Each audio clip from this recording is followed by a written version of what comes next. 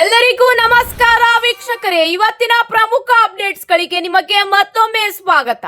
BPL ಪಡಿತರ ಚೀಟಿ ಹೊಂದಿರುವ, ರೇಷನ್ ಕಾರ್ಡ್ ಹೊಂದಿರುವ ಎಲ್ಲಾ ಲಕ್ಷಾಂತರ ಮತ್ತು ಕೋಟ್ಯಾಂತರ ಫಲಾನುಭವಿಗಳಿಗೆ ಎರಡು ಭರ್ಜರಿ ಗುಡ್ ನ್ಯೂಸ್ ಬಂದಿದೆ. ನೀವು ಕೂಡ ಬಿಪಿಎಲ್ ಕಾರ್ಡ್ ಹೊಂದಿದ್ದರೆ ತಪ್ಪದೆ ಮಾಹಿತಿನ ಪೂರ್ತಿಯಾಗಿ ನೋಡಿ.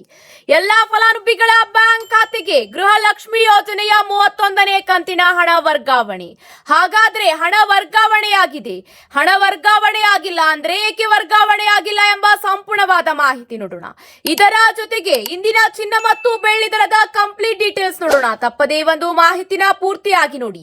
ಮಾಹಿತಿ ಇಷ್ಟವಾದಲ್ಲಿ ಲೈಕ್ ಮತ್ತು ಶೇರ್ ಮಾಡಿಕೊಳ್ಳಿ. ಹಾಗಾದ್ರೆ ಬನ್ನಿ ವೀಕ್ಷಕರೇ, ಮೊದಲನೆಯ ಒಂದು ಅಪ್ಡೇಟ್ ಏನೆಂದು ನೋಡೋಣ.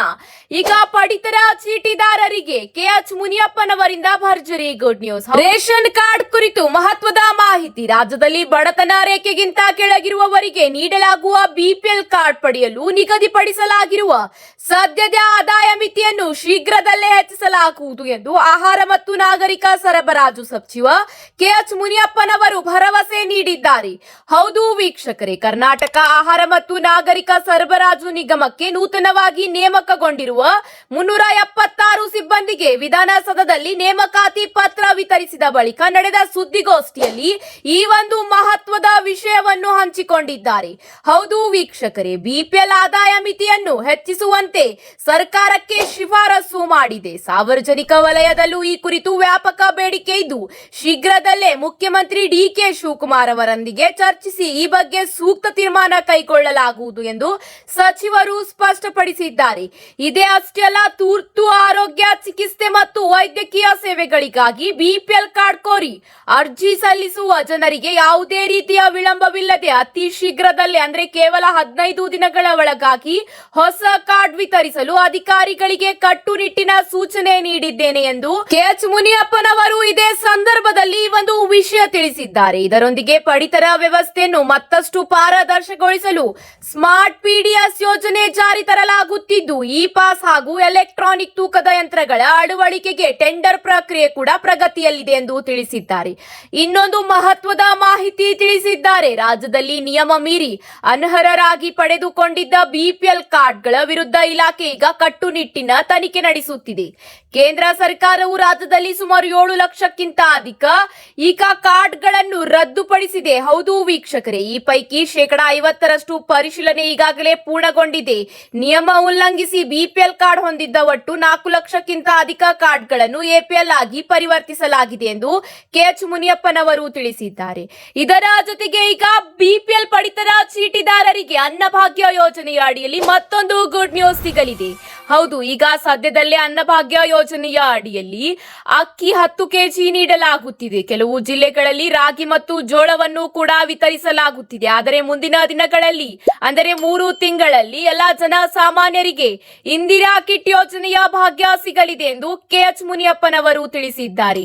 ಹೌದು ವೀಕ್ಷಕರೇ, ಈಗಾಗಲೇ ಟೆಂಡರ್ ಕರೆಯಲಾಗಿದ್ದು ಅತಿ ಶೀಘ್ರದಲ್ಲೇ ಎಲ್ಲಾ ಕಾರ್ಯಗಳನ್ನು ಪೂರ್ಣಗೊಳಿಸಿ ಜನಸಾಮಾನ್ಯರಿಗೆ ಇಂದಿರಾ ಕಿಟ್ ಯೋಜನೆಯ ಲಾಭ ಸಿಗಲಿದೆ. ನಿಮಗೂ ಕೂಡ ಇಂದಿರಾ ಕಿಟ್ ಯೋಜನೆಯ ಲಾಭ ಬೇಕೆಂದರೆ ಕಮೆಂಟ್ ಮೂಲಕ ಎಸ್ ಅಂತ ತಿಳಿಸಿ. ಇದರ ಜೊತೆಗೆ ಈಗ ಗೃಹ ಲಕ್ಷ್ಮಿ ಯೋಜನೆಯ ಅಡಿಯಲ್ಲಿ ಕಂತಿನ ಹಣಕ್ಕಾಗಿ ಅಂದರೆ ಕಂತಿನ ವರ್ಗಾವಣೆಯ ಕುರಿತು ಕಾತುರದಿಂದ ಕಾಯುತ್ತಿದ್ದ ಎಲ್ಲಾ ಫಲಾನುಭವಿಗಳಿಗೆ ಭರ್ಜರಿ ಗುಡ್ ನ್ಯೂಸ್ ಬಂದಿದೆ. ರಾಜ್ಯ ಸರ್ಕಾರ ಈಗ ಅಧಿಕೃತವಾದ ಮಾಹಿತಿ ತಿಳಿಸಿದ್ದು 31ನೇ ಕಂತಿನ ಹಣ ಬಿಡುಗಡೆ ಮಾಡಲಾಗಿದೆ. ಹೌದು ವೀಕ್ಷಕರೇ, ಗೃಹಿಣಿಯರು ಈಗ ಸಂತಸದಲ್ಲಿದ್ದಾರೆ. ಬೆಳಗ್ಗೆಯಿಂದಲೇ ಗೃಹ ಲಕ್ಷ್ಮಿ ಯೋಜನೆಯ ಅಡಿಯಲ್ಲಿ ಹಣ ವರ್ಗಾವಣೆಯಾಗುತ್ತಿದೆ. ಎಲ್ಲಾ ಮಹಿಳೆಯರ ಖಾತೆಗೆ 2,000 ರೂಪಾಯಿ ನಗದು ಈಗ ಜಮಾವಣೆಯಾಗುತ್ತಿದೆ. ಕೆಲವೊಂದು ಜಿಲ್ಲೆಗಳ ಮಹಿಳೆಯರಿಗೆ 4,000 ರೂಪಾಯಿ ಕೂಡ ವರ್ಗಾವಣೆಯಾಗುತ್ತಿದೆ. ಹೌದು, ಒಂದು ದಿನದ ಅಂತರದಲ್ಲಿ 2,000 ರೂಪಾಯಿ ಮತ್ತು ಇನ್ನೊಂದು ದಿನದ ಅಂತರದಲ್ಲಿ ಮತ್ತು 2,000 ರೂಪಾಯಿ ವರ್ಗಾವಣೆಯಾಗುತ್ತಿದೆ. ಒಟ್ಟಾರೆಯಾಗಿ 4,000 ರೂಪಾಯಿ ಸಿಗುತ್ತಿದೆ. ಹೌದು ವೀಕ್ಷಕರೇ, ನಿಮ್ಮ ಕಂತಿನ ಹಣ ಪೆಂಡಿಂಗ್ ಇದ್ದರೆ ನಿಮಗೆ 4,000 ರೂಪಾಯಿ ಖಾತೆಗೆ ವರ್ಗಾವಣೆಯಾಗುತ್ತದೆ. ಗೃಹಲಕ್ಷ್ಮಿ ಯೋಜನೆಯ 31ನೇ ಕಂತಿನ ಅಡಿಯಲ್ಲಿ 2 22,400 ಕೋಟಿ ರೂಪಾಯಿ ಹಣವನ್ನು ಬಿಡುಗಡೆ ಮಾಡಲಾಗಿದೆ. ಈ ಸಂಬಂಧ ಮಾಹಿತಿ ನೀಡಿರುವ ಅವರು, ಗೃಹಲಕ್ಷ್ಮಿ ಯೋಜನೆಗಾಗಿ ರಾಜ್ಯ ಸರ್ಕಾರ ಈವರೆಗೆ 74,650 ಕೋಟಿ ರೂಪಾಯಿಗಳನ್ನು ವೆಚ್ಚ ಮಾಡಿದೆ.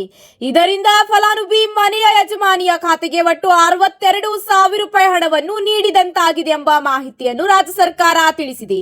ಕುಟುಂಬದ ದೈನಂದಿನ ಖರ್ಚು, ಮಕ್ಕಳ ಶಿಕ್ಷಣ, ಆರೋಗ್ಯ ಹಾಗೂ ಆಹಾರ ಸೇರಿದಂತೆ ಇತರೆ ಅಗತ್ಯ ವಸ್ತುಗಳ ಬಳಕೆ ಮಾಡಿಕೊಳ್ಳಬೇಕೆಂದು ಸಿಎಂ ಡಿಕೆ ಶಿವಕುಮಾರ್ ಅವರು ತಿಳಿಸಿದ್ದಾರೆ. ಇದರ ಜೊತೆಗೆ ಮತ್ತೊಂದು ಮಹತ್ವದ ಮಾಹಿತಿ ಏನೆಂದರೆ, ಈ ಹಿಂದೆ ರಾಜ್ಯದಲ್ಲಿ ಕೆವೈಸಿ ಮಾಡಿಸಿದವರು ಮಹಿಳೆಯರ ಬ್ಯಾಂಕ್ ಖಾತೆಗೆ ಹಣ ಬರುವುದಿಲ್ಲ ಎಂದು ಸಾಮಾಜಿಕ ಜಾಲತಾಣದಲ್ಲಿ ವದಂತಿಗಳು ಹರಿದಾಡುತ್ತಿದ್ದವು.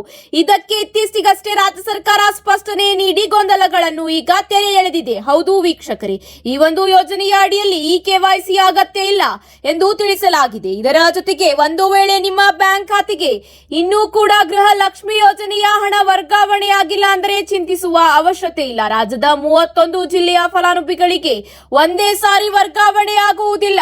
5 ದಿನಗಳಲ್ಲಿ ಎಲ್ಲರ ಖಾತೆಗೆ ಹಣ ವರ್ಗಾವಣೆಯಾಗುತ್ತದೆ. ಇನ್ನು 4 ಅಥವಾ 5 ದಿನಗಳಲ್ಲಿ ಹಣ ವರ್ಗಾವಣೆಯಾಗುತ್ತದೆ ಎಂಬ ಮಾಹಿತಿ ಈಗ ಲಭ್ಯವಾಗಿದೆ. ಇದರ ಜೊತೆಗೆ ಈ ಒಂದು ಗೃಹಲಕ್ಷ್ಮಿ ಯೋಜನೆಯ ಅಡಿಯಲ್ಲಿ ಪರಿಷ್ಕರಣೆ ಕಾರ್ಯ ಅತಿ ಶೀಘ್ರದಲ್ಲೇ ಮುಂದುವರಿಯಲಿದೆ. ಹೌದು ವೀಕ್ಷಕರೇ, ಮರು ನೋಂದಣಿ ಕೂಡ ಆರಂಭವಾಗಲಿದೆ ಎಂಬ ಮಹತ್ವದ ಮಾಹಿತಿ ತಿಳಿದು ಬಂದಿದೆ. ಇದರ ಜೊತೆಗೆ ನಿಮ್ಮ ಖಾತೆಗೆ ಇಲ್ಲಿವರೆಗೆ ಎಷ್ಟು ಕಂತುಗಳು ವರ್ಗಾವಣೆಯಾಗಿದೆ ಎಂದು ಕಮೆಂಟ್ ಮೂಲಕ ತಿಳಿಸಿ. ಇದರ ಜೊತೆಗೆ ಇಂದಿನ ಚಿನ್ನ ಮತ್ತು ಬೆಳ್ಳಿದಾರರಿಗೆ ಸಂಪೂರ್ಣವಾದ ಮಾಹಿತಿ ನೋಡೋಣ ಬನ್ನಿ ವೀಕ್ಷಕರೇ. ಆಭರಣ ಪ್ರಿಯರಿಗೆ ಡಬಲ್ ಧಮಾಕ, ಚಿನ್ನ ಬೆಳ್ಳಿ ಬೆಲೆ ಭಾರಿ ಇಳಿಕೆಯಾಗಿದೆ. ಹೌದು ವೀಕ್ಷಕರೇ, ಜಾಗತಿಕ ಮಾರುಕಟ್ಟೆಯ ಏರಿಳಿತಗಳ ನಡುವೆ ಭಾರತೀಯ ಬುಲಿಯನ್ ಮಾರುಕಟ್ಟೆಯಲ್ಲಿ ಆಭರಣ ಪ್ರಿಯರು ಹಾಗೂ ಹೂಡಿಕೆದಾರರಿಗೆ ಸುವರ್ಣ ಅವಕಾಶ ಲಭಿಸಿದೆ. ಹೌದು ವೀಕ್ಷಕರೇ, ಚಿನ್ನದ ಬೆಲೆ ಸತತ 2ನೇ ದಿನವೂ ಕೂಡ ಇಳಿಮುಖವಾಗಿದೆ. ಬೆಳ್ಳಿಯ ದರವೂ ಕೂಡ ಇಳಿಕೆಯಾಗಿದೆ. ಹಾಗಾದ್ರೆ ಬನ್ನಿ ವೀಕ್ಷಕರೇ, ಇವತ್ತಿನ ಬೆಳ್ಳಿ ಮತ್ತು ಚಿನ್ನದ ಸಂಪೂರ್ಣವಾದ ಮಾಹಿತಿ ನೋಡೋಣ. ಇಂದು ಬೆಂಗಳೂರಿನಲ್ಲಿ 22 ಕ್ಯಾರೆಟ್ ಆಭರಣ ಚಿನ್ನದ ಬೆಲೆ ಹಾಗೂ 24 ಕ್ಯಾರೆಟ್ ಚಿನ್ನದ ಬೆಲೆ ಸಂಪೂರ್ಣವಾದ ಮಾಹಿತಿ ಇಲ್ಲಿದೆ. 1 ಗ್ರಾಂ ಬೆಲೆ ಈಗ 22 ಕ್ಯಾರೆಟ್ಗೆ 13,065 ರೂಪಾಯಿ ಎಂದು ದಾಖಲಾತಿಯಾಗಿದ್ದರೆ 10 ಗ್ರಾಂ ಬೆಲೆ 1,30,650 ರೂಪಾಯಿ ಆಗಿದೆ. ಇದೇ ರೀತಿ 24 ಕ್ಯಾರೆಟ್ 1 ಗ್ರಾಂ ಚಿನ್ನದ ಬೆಲೆ 14,253 ರೂಪಾಯಿ ಆಗಿದ್ದರೆ 10 ಗ್ರಾಂ ಬೆಲೆ 1,42,530 ರೂಪಾಯಿ ಎಂದು ದಾಖಲಾತಿಯಾಗಿದೆ. ಇದೇ ರೀತಿ 18 ಕ್ಯಾರೆಟ್ ಚಿನ್ನದ ದರ 1 ಗ್ರಾಂಗೆ 10,690 ರೂಪಾಯಿ ದಾಖಲಾತಿಯಾಗಿದ್ದರೆ 10 ಗ್ರಾಂ ಬೆಲೆ 1,06,900 ರೂಪಾಯಿ ಎಂದು ದಾಖಲಾತಿಯಾಗಿದೆ. ಹೌದು ವೀಕ್ಷಕರೇ, ಇದೇ ರೀತಿ ಬೆಂಗಳೂರು ಸೇರಿದಂತೆ ಇತರೆ ಪ್ರಮುಖ ನಗರಗಳಲ್ಲಿ 24 ಕ್ಯಾರೆಟ್ 10 ಗ್ರಾಂ ಚಿನ್ನದ ದರ ಎಷ್ಟಿದೆ ಎಂಬ ಸಂಪೂರ್ಣವಾದ ಅಪ್ಡೇಟ್ ನೋಡೋಣ. ಬೆಂಗಳೂರಿನಲ್ಲಿ 24 ಕ್ಯಾರೆಟ್ 10 ಗ್ರಾಂ ಚಿನ್ನದ ದರ 1,42,530 ರೂಪಾಯಿ ಇದ್ದರೆ, ಇದೇ ರೀತಿ ಮುಂಬೈ ನಗರದಲ್ಲಿ 1,42,530 ರೂಪಾಯಿ ದಾಖಲಾತಿಯಾಗಿದ್ದರೆ, ಚೆನ್ನೈನಲ್ಲಿ ಹಾಗೂ ಕೋಲ್ಕತ್ತಾದಲ್ಲಿ 1,42,910 ರೂಪಾಯಿ ದಾಖಲಾತಿಯಾಗಿದೆ. ಇದೇ ರೀತಿ ಲಕ್ನೋನಲ್ಲಿ 1,42,680 ರೂಪಾಯಿ ಎಂದು ದಾಖಲಾತಿಯಾಗಿದೆ. ಇದರ ಜೊತೆಗೆ ಇಂದು ಬೆಳ್ಳಿಯ ದರ ಎಷ್ಟಿದೆ ಎಂಬ ಮಾಹಿತಿ ನೋಡೋಣ ಬನ್ನಿ ವೀಕ್ಷಕರೇ. ಬೆಳ್ಳಿ ದರ 1 ಗ್ರಾಂ ಬೆಂಗಳೂರಿನಲ್ಲಿ 230 ರೂಪಾಯಿ ಆಗಿದೆ. 10 ಗ್ರಾಂಗೆ 2,300 ರೂಪಾಯಿ ಆಗಿ 1 ಕೆಜಿ ಬೆಳ್ಳಿಯ ದರ 2,30,000 ರೂಪಾಯಿ ಎಂದು ದಾಖಲಾತಿಯಾಗಿದೆ. ಇದೇ ರೀತಿ ವಿವಿಧ ನಗರಗಳಲ್ಲಿ ಇಂದು ಬೆಳ್ಳಿಯ ದರ ಎಷ್ಟಿದೆ ಎಂಬ ಸಂಪೂರ್ಣವಾದ ಮಾಹಿತಿ ನೋಡೋಣ ಬನ್ನಿ ವೀಕ್ಷಕರೇ. ಬೆಂಗಳೂರಿನಲ್ಲಿ 1 ಕೆಜಿ ಬೆಳ್ಳಿಯ ದರ 2,30,000 ರೂಪಾಯಿ ಇದ್ದರೆ, ನವದೆಹಲಿ ಮತ್ತು ಮುಂಬೈನಲ್ಲಿ 2,30,000 ರೂಪಾಯಿ ಎಂದು ದಾಖಲಾತಿಯಾಗಿದೆ. ಇದೇ ರೀತಿ ಚೆನ್ನೈನಲ್ಲಿ ಇಂದು 1 ಕೆಜಿ ಬೆಳ್ಳಿಯ ದರ 2,35,000 ರೂಪಾಯಿ ದಾಖಲಾತಿಯಾಗಿದ್ದರೆ, ಕೇರಳದಲ್ಲೂ ಕೂಡ 2,35,000 ರೂಪಾಯಿ ಎಂದು ಬೆಳ್ಳಿಯ ದರ ದಾಖಲಾತಿಯಾಗಿದೆ. ಹೌದು ವೀಕ್ಷಕರೇ, ದಿನದಿಂದ ದಿನಕ್ಕೆ ಚಿನ್ನ ಮತ್ತು ಬೆಳ್ಳಿ ದರಗಳು ಇಳಿಕೆಯಾಗುತ್ತಿದೆ. ಹೌದು ವೀಕ್ಷಕರೇ, ಬುಲಿಯನ್ ಮಾರುಕಟ್ಟೆಯ ತಜ್ಞರ ಪ್ರಕಾರ ಅಂತಾರಾಷ್ಟ್ರೀಯ ಮಟ್ಟದಲ್ಲಿ ನಡೆಯುತ್ತಿರುವ ಯುದ್ಧದ ಸನ್ನಿವೇಶಗಳು ಹಾಗೂ ಆರ್ಥಿಕ ಬದಲಾವಣೆಗಳು ಚಿನ್ನದ ದರದ ಮೇಲೆ ನೇರ ಪರಿಣಾಮ ಬೀರುತ್ತಿವೆ. ಪ್ರತಿ ನಗರದಲ್ಲಿ ಸ್ಥಳೀಯ ತೆರಿಗೆ, ಸಾರಿಗೆಯ ವೆಚ್ಚ ಮತ್ತು ಬೇಡಿಕೆಗೆ ಅನುಗುಣವಾಗಿ ಬೆಲೆಗಳಲ್ಲಿ ಸ್ವಲ್ಪ ಮಟ್ಟದ ವ್ಯತ್ಯಾಸ ಇರುತ್ತದೆ. ಹೌದು ಸ್ನೇಹಿತರೆ, ಇದೇ ಅಷ್ಟೇ ಅಲ್ಲ, ತಜ್ಞರ ಮಾಹಿತಿಯ ಪ್ರಕಾರ ಹೂಡಿಕೆದಾರರಿಗೆ ಮತ್ತು ಚಿನ್ನ ಮತ್ತು ಬೆಳ್ಳಿ ಖರೀದಿದಾರರಿಗೆ ಇದು ಸುವರ್ಣ ಅವಕಾಶವಾಗಿದೆ.